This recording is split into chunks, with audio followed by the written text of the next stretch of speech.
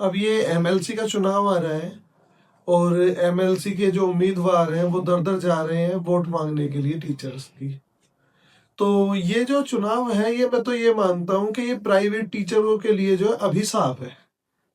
इसका बायकॉट करना चाहिए, इसका बिल्कुल ही बायकॉट करना चाहिए। क्या कोई एमएलसी जो है आज तक किसी टीचर को रोजगार की गारंटी दे पाया प्राइवेट टीचर को? नहीं। कोई भी स्कूल कभी भी निकाल देता है। क्या ये मुद्दा उठाया है? दूसरे, टीचर सालों साल वोट देते आ रहे हैं। प्राइवेट टीचर को एक लाभ बताइए जो एमएलसी द्वारा दिया गया हो, उनकी बातें मानी गई हो, उनका कहीं मुद्दा उठाया गया हो। एक होता है कि भाई एक निश्चित वेतन मिलेगा टीचर को। क्या टीचर के लिए कोई निश्चित वेतन है कि टीजीटी, पीजीटी, पीआरटी के इतना वेतन फिक्स मिलना चाहिए?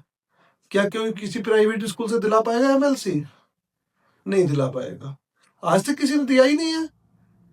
फिर उसके बाद टीचर आज फिर आगे मेरी एक मांग है एमएलसी से, एक अध्यापक का जो है स्कूल के द्वारा जो है जीवन बीमा होना चाहिए।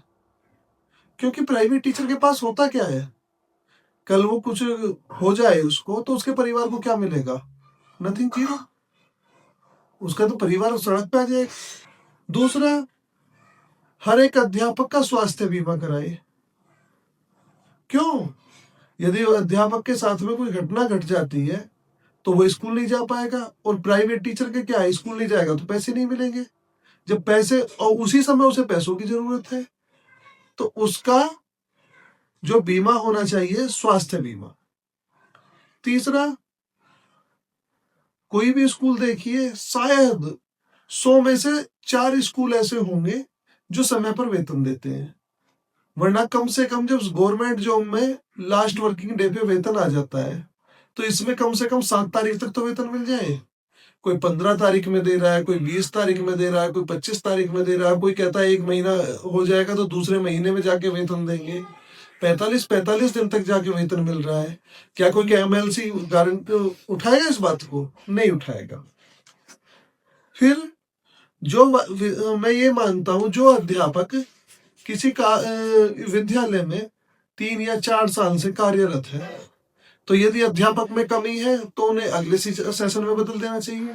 और यदि अध्यापक में कमी नहीं है, वो 3-4 साल से वहां पर रेगुलर कार्य कर रहा है, तो कम से कम प्राइवेट में जब सरकारी टीचर को 62 साल पे रिटायरमेंट है तो उसके लिए भी एक नियम होना चाहिए कि उसकी भी एक एज सीमा तय हो कि तब तक वो उस विद्यालय में पढ़ा पाएगा। उसे परमानेंट का दर्जा दिलाए एमएलसी।